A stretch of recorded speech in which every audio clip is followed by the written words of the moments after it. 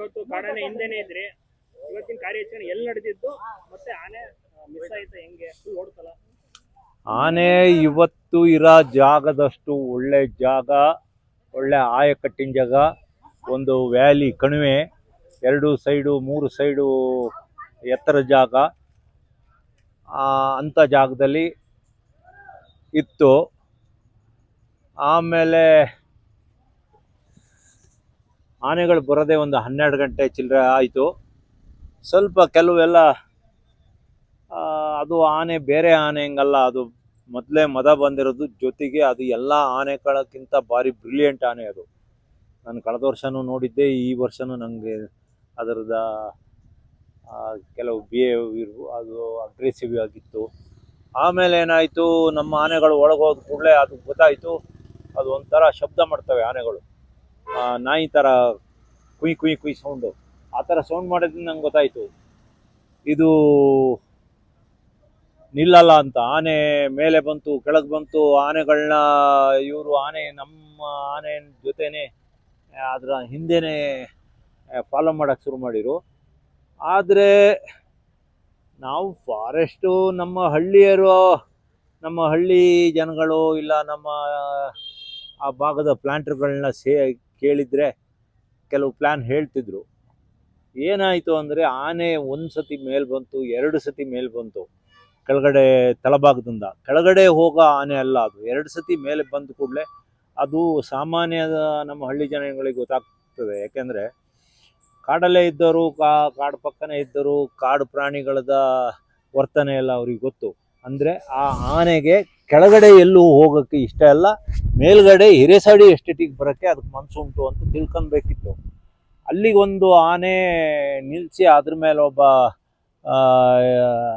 Shooters ನಿಲ್ಲಿಸಿ, ಅಲ್ಲಿಂದ ಆ ಕಡೆ ಇನ್ನೊಂದು ಈ ಥರ ವ್ಯಾಲಿ ಇದೆ ದಾಟಿ, ಹಂಜೇಹಳ್ಳಿ ದಾಟಿ ಹಿರೇಸಡಿ ಕಡೆಗೆ ಯಾವಾಗ ಮೇನ್ ರೋಡ್ ದಾಟ್ತು, ಅಲ್ಲಿ ಒಂದು ಫೈಟಿಂಗ್ ಆಯಿತು.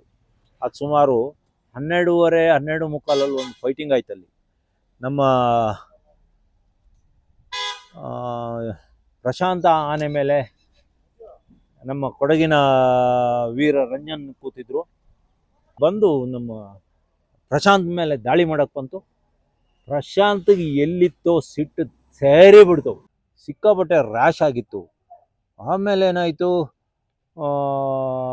ಮತ್ತೆ ಕೆಳಗೆ ಹೋಯ್ತು. ಮತ್ತೆ ಕೆಳಗೆ ಹೋಗಿದ್ದು ಒಂದೇ ಸತಿ ಎಲ್ಲ 7 ಆನೆಗಳಿಗೂ ಟೊಪ್ಪಿ ಹಾಕಿ, ಅದು ಕಾಡಲ್ಲಿ ಬೆಳೆದ ಆನೆ ಅಲ್ಲ, 7 ಆನೆಗೂ ಟೊಪ್ಪಿ ಹಾಕಿ ಬಂದು ಎಲ್ಲಿ ಮೊದಲು ಬಂದಿತ್ತು ಆ ಮೇಯ್ನ್ ರೋಡು ಅಲ್ಲೇ ದಾಟ್ತು. ಅಲ್ಲಿ ದಾಟಿ ಕೂಡ ಅದ್ರ ಹಿಂದೆನೇ ನಮ್ಮ ಎಲ್ಲ ಆನೆಗಳನ್ನು ತಗೊಂಡು ನಾವು ನಮ್ಮ ಇಡೀ ETF ಸ್ಟಾಫ್ ಎಲ್ಲ ಹೆಚ್ಚು ಕಡಿಮೆ ಒಂದು 75-100 ಜನ ಅದನ್ನ ಫಾಲೋ ಮಾಡ್ಕೊಂಡು ಬಂದರು. ಅದು ಭಾರಿ ಸ್ಪೀಡಲ್ಲಿ ಬಂದು ಹಿರೇಸಡಿ ಎಸ್ಟೇಟಿಗೆ ಬಂತು. ಹಿರೇಸಡಿ ಎಸ್ಟೇಟಿಂದ ಮೇನ್ ಏನು ಅರಳಿ ಇಲ್ಲ ಬಿಕ್ಕೋಡು ರೋಡ್ ಏನಿದೆ, ಆ ರೋಡ್ನ ದಾಟಿ ಅಲ್ಲಿ ಅರಮನೆ ಗುಡ್ಡ ಅಂತ ಒಂದು ಕಾಡಿದೆ. ಅಲ್ಲಿಂದ ಆನೆ ದಾರಿ ಕೆಲವೇ 1-2 ಕಿಲೋಮೀಟ್ರ್ ಆಗ್ಬೋದು. ಆದರೆ ಆನೆ ಇನ್ನೂ ಚಿಕ್ಕ ಆನೆ, ಚಿಕ್ಕ ವಯಸ್ಸು. ಈ ನಮ್ಮ ದೊಡ್ಡ ಆನೆಗಳಂಗಾಗಿದ್ರೆ ಇಷ್ಟು ಸ್ಪೀಡ್ ಬರೋಕ್ಕಾಗ್ತಿರ್ಲಿಲ್ಲ. ಒಂದು 3-3.5 ಸಾವಿರ kg ಆನೆ, ಜೊತೆಗೆ ಇನ್ನು 22-23 ವಯಸ್ಸಿನ ಆನೆ, ಭಾರಿ ಸ್ಪೀಡ್ ಇತ್ತು. ಆಮೇಲೆ ನಮ್ಮ ಫಾರೆಸ್ಟ್ ಇಲಾಖೆಯರು ಎಲ್ಲ ಭಾರಿ ಕಷ್ಟಪಟ್ಟರು. ನಮ್ಮ ಆನೆಗಳು, ETF ಹುಡುಗರು ಎಲ್ಲ ಭಾರಿ ಕಷ್ಟಪಟ್ಟರು. ಆದರೆ ಈ ಆನೆ ಈಗಾಗಲೇ ಒಂದು 2 ಜನ ಸಾಯಿಸಿರೋ ಆನೆ. ಭೀಮನ್ ಜೊತೆ ಹಿಂದೆ ಇದ್ದ ಆನೆ ಇದು. ಅದು ಸ್ಟ್ರೈಟ್ ಇದು. ನಾನು ಅದ್ರ ಹಿಂದೆನೇ ಹೋಗಿದ್ದೆ, ಕೊನೆಯವರೆಗೂ ಹೋಗಿದ್ದೆ. ಅದು ಕಿಲೋಮೀಟ್ರು ಅಂತ ಹೇಳೋಕ್ಕಿಂತ ಸಿಕ್ಕಾಪಟ್ಟೆ ಟೆರನ್ನು, ಇಳಿಬೇಕು, ಹತ್ಬೇಕು, ಕೆಸರು, ಒಂದೊಂದು ಇಷ್ಟಿಷ್ಟು ಉದ್ದ, ಒಂದೊಂದು 2 ಅಡಿ ಕಾಲು ಕೆಸರೊಳಗೆ ಹೋಗ್ತಿತ್ತು. ಆಮೇಲೆ ಕಾಡು, ಅದರೊಳಗೆ ಹೋಗಿದ್ದದು. ಆದರೂ ಒಂದು 3-3.5 ಕಿಲೋಮೀಟ್ರದ್ದು ಆ ಟೆರನ್ನಲ್ಲಿ, ಆ ಕೆಸರಲ್ಲಿ ಓಡೋಗಿದೆ ಆನೆ. ಒಳ್ಳೆ ಗಟ್ಟಿ ಮುಟ್ಟಾಗಿ ಒಳ್ಳೆ ಚೆನ್ನಾಗಿ ತಿಂದು ಕೊಬ್ಬಿ, ಆಮೇಲೆ ಅದರ ಕೋರೆಗಳು ಚೂಪಾಗಿದ್ದಾವೆ, ಒಳ್ಳೆ ಸೂಜಿ ಇದ್ದಂಗಿದೆ. ಕೋರೆಗಳನ್ನೆಲ್ಲ ಕಲ್ಲಿಗೆ ಮತ್ತು ಮರಕ್ಕೆ ಎಲ್ಲ ತಿಕ್ಕಿ ಬೆಳ್ಳಗೆ ಮಾಡ್ಕೊಂಡು ಚೂಪಿಗೆ ಮಾಡ್ಕೊಂಡಿದೆ. ಆಮೇಲೆ ಇದು ಆನೆಗಳಲ್ಲೇ ಒಂದು ಸ್ವಲ್ಪ ಬ್ರಿಲಿಯಂಟ್ ಆನೆ ಇದು ನಾನಲ್ಲಿ ಕೂತಾಗ ನಂಗೆ ಇದ್ರ ವರ್ತನೆ ಎಲ್ಲ ಗೊತ್ತಾಗ್ತಾ ಇತ್ತು.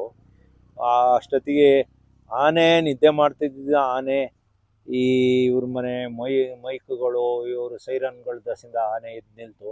ಆನೆ ಮಲಗಿರಲ್ಲಿಂದ ಮೇಯ್ನ್ ರೋಡಿಗೆ ಒಂದು 100-150 ಮೀಟ್ರ್ ದೂರ ಇತ್ತು.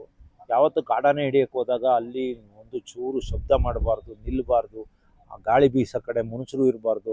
ಆನೆ 11:15ಗೆ ಎದ್ದು ನಿಂತ್ಕೊಬಿಡ್ತು ಮಲಗಿದ್ದು. ಅದು ಮಲಗೇ ಇಲ್ಲ. ಇವ್ರ ಮನೆ ಮೈಕ್ ಅನೌನ್ಸ್ಗಳು ಅದೆಲ್ಲ ಆನೆಗೆ ಭಾರಿ ಚೆನ್ನಾಗಿ ಕೇಳಿಸ್ತಾ ಇತ್ತು. ಇನ್ನಾದರೂ ಮುಂದೆ ಒಂದು ಸ್ವಲ್ಪ ಎಚ್ಚರಿಕೆ ವಹಿಸೋದು ಒಳ್ಳೆಯದು. ಕಾಡು ಪ್ರಾಣಿಗಳೇ, ಕಾಡೇನು ನಮ್ಮ ಸಾಕಿದ ದನಗಳಲ್ಲ. ಆನೆ ಒಂದು ಆನೆ ಮಲಗಿದೆ ಅಂದರೆ 1 ಕಿಲೋಮೀಟ್ರ್ ದೂರದಲ್ಲಿ ಒಬ್ಬರು ಒಂದು ನಿಶಬ್ದ ಆಗಿರ್ಬೇಕು. ಜೊತೆಗೆ ಈಗ ಗಾಳಿ ಬೀಸ್ತಾ ಇರೋದು ನೈಋತ್ಯ ಮಾರುತಗಳು.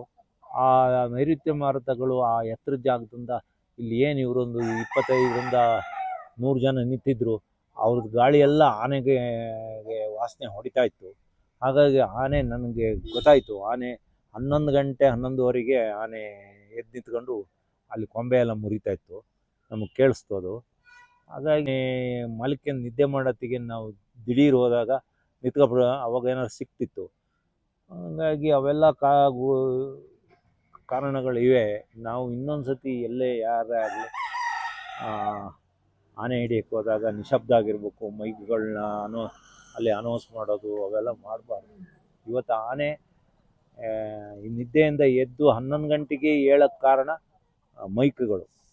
200 ಮೀಟ್ರ್ ದೂರದಿಂದ ಮೈಕ್ಗಳ ಆನ್ ಮಾಡ್ಕೊಂಡು ಇವರು ಅಲ್ಲಿ ಅನೌನ್ಸ್ಮೆಂಟ್ ಮಾಡೋಕ್ಕೆ ಹೋದರೆ ಅವು ಕಾಡು ಪ್ರಾಣಿ ಅಲ್ವಾ. ಅದು ಅಲ್ಲದೆ ಆನೆಗಳಲ್ಲೇ ಅತಿ ಬುದ್ಧಿವಂತ ಆನೆ ಇದು.